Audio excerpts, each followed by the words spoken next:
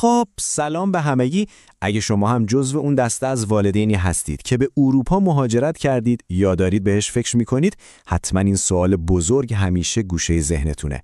چطور میتونم آینده بچم رو اینجا تضمین کنم؟ میدونم این یه نگرانی خیلی بزرگه، واقعا بزرگه، اما خبر خوب اینه که راههای مشخصی برای این کار وجود داره و ما قراره با هم بررسیشون کنیم. و این همون سوال اصلیه، نه؟ چطور آینده بچه‌هامون رو تو اروپا تضمین کنیم؟ ببینید، این فقط یه پرسش ساده نیست. این دقیقاً قلب تپنده نگرانی‌های هر پدر و مادریه که خونه و زندگیش رو رها میکنه و میاد اینجا. حالا ما قراره با هم قدم به قدم ببینیم چه راههایی برای جواب دادن به این سوال وجود داره. خب بریم سراغ بخش اول، مسیرهای اصلی اقامت. میدونم وقتی به پروسه گرفتن اقامت برای بچه‌ها فکر می‌کنیم ممکنه کم پیچیده و حتی ترسناک به نظر بیاد. اما واقعیت اینه که چند تا مسیر اصلی و کاملا قانونی وجود داره. بیایید با هم یه نگاهی به این راه‌ها بندازیم. اوکی، قبل از هر چیزی باید 2 تا مفهوم اصلی رو بفهمیم. یکی قانون خون است و اون یکی قانون خاک. قانون خون خیلی ساده است. یعنی بچه شما تابعیت رو از شما به ارث میبره. فرقی نمیکنه کجا به دنیا بیاد. اما قانون خاک میگه هر بچه‌ای که توی خاک یک کشور به دنیا بیاد، شهروند اونجا محسوب میشه. حالا نکته حیاتی اینجاست، خیلی هم مهمه. تقریباً همه کشورهای اروپایی از یه مدل بگم شرطی قانون خاک استفاده میکنن. یعنی چی؟ یعنی صرفاً به دنیا اومدن بچه‌تون توی آلمان یا فرانسه اتوماتیک شهروندی نمیاره. تقریباً همیشه به وضعیت اقامت شما به عنوان والدین بستگی داره. این یه نکته کلیدیه. خب اینها 4 تا از اصلی ترین راه‌هایی هستن که خانواده‌ها معمولاً ازشون استفاده میکنن. الحاق خانواده، یعنی بچه‌ها به والدینی که اقامت دارن ملحق میشن، یا اینکه وضعیت خود شما به عنوان والدین به اقامت دائم میرسه و این شامل بچه‌هاتون هم میشه. ویزاهای همراه هم هست که خب به ویزای کاری یا تحصیلی شما وصله و در نهایت خود پروسه شهروندی. ببینید یه نکته مشترک تو همه اینها هست.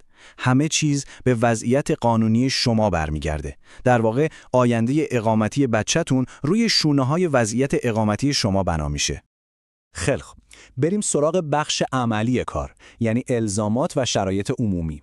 فرقی نمیکنه شما کدوم راه رو انتخاب کنید، یه سری شرایط و مدارک مشترک وجود داره که واقعاً حکم فونداسیون پرونده شما رو دارن. به این لیست مثل یه چک لیست نگاه کنید که دولت‌ها جلوشون میذارن. اونا میخوان چند تا چیز اصلی رو در مورد شما بدونن. اول اینکه آیا حضورتون اینجا قانونی و پیوسته بوده؟ دوم، آیا از پس هزینه‌های زندگیتون برمیآید و سربار جامعه نیستید؟ و سوم، آیا تلاشی برای ادغام شدن تو جامعه، مثلا یادگیری زبان کردید یا نه؟ برای اثبات همه اینها شما به مدرک احتیاج دارید. به خاطر همینه که میگیم مستند کردن همه چیز از قرارداد اجاره خونه گرفته تا فیشای حقوقی و پرداخت مالیات فوق‌العاده مهمه. این بخش رو اصلاً سرسری نگیرید. و حالا میرسیم به یه نکته خیلی خیلی مهم که میتونه تمام نقشه‌های شما رو زیر و رو کنه. قوانین مهاجرت توی اروپا مثل سنگ نیستن که ثابت بمونن. دائما در حال تغییر و تحولن. و این یعنی چی؟ یعنی شما باید همیشه حواستون جمع باشه و آخرین اخبار و تغییرات رو دنبال کنید. این تایملاین خیلی خوب نشون میده که اوضاع چقدر متغیره. مثلا همین امسال یعنی 2024 آلمان اومده قوانینش رو اصلاح کرده و شرط مدت اقامت والدین رو کمتر کرده. از اون طرف پرتغال الان داره فکر میکنه که قوانینش رو سخت‌تر کنه. و از همه مهمتر تا سال 2026 یه پیمان جدید مهاجرتی تو کل اتحادیه اروپا قراره اجرا بشه که میتونه کل بازی رو عوض کنه. پس میبینید برنامه‌ریزی بلند مدت تو همچین فضایی دیگه یه انتخاب نیست، یه ضرورته. اینجا یه مقایسه خیلی واضح بین آلمان و پرتغال داریم. ببینید تو آلمان با قانون جدید شرط اقامت قانونی والدین برای اینکه بچه موقع تولد شهروند بشه به 5 سال کاهش پیدا کرده. تو پرتغال هم فعلا 5 ساله، اما کلمه کلیدی اینجاست، در حال بازبینی، یعنی آیندهش معلوم نیست و ممکنه سخت‌تر بشه. این یعنی چی؟ یعنی کشوری که شما امروز انتخاب میکنید ممکنه 2 سال دیگه قوانین کاملا متفاوتی داشته باشه. پس تحقیق در مورد کشور مقصد خیلی مهمه. خب تا اینجا با چالش‌ها و پیچیدگی‌ها آشنا شدیم. حالا سوال اینه که چیکار کنیم که شانس موفقیتمون رو ببریم بالا؟ بریم سراغ چند تا نکته کلیدی و یه جورایی یه نقشه راه عملی. این 4 قدم رو به عنوان برنامه عملیاتی خودتون در نظر بگیرید. اول از همه تحقیق کامل. یعنی باید قوانین کشور مقصدتون رو مثل کف دستتون بشناسید.